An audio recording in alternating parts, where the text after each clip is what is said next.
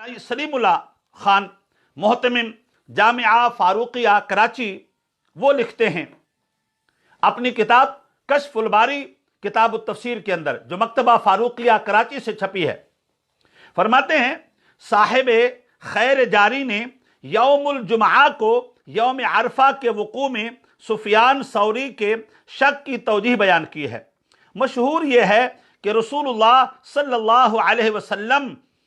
کی وفات پیر کے دن 12 ربیع الاول کو ہوئی۔ یہ شیخ سلیم اللہ خان صاحب جو کہ محتمم تھے جامعہ فاروقیہ کراچی کے،